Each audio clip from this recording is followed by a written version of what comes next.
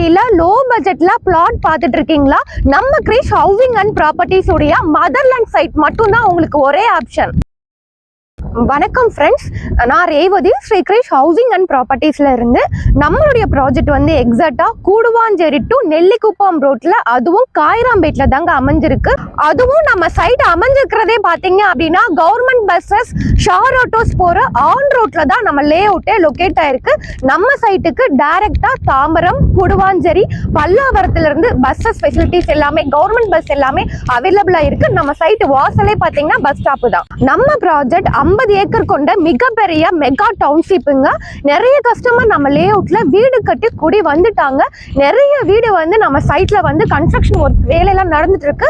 அதை நீங்க லைவாவே பார்க்கலாம்.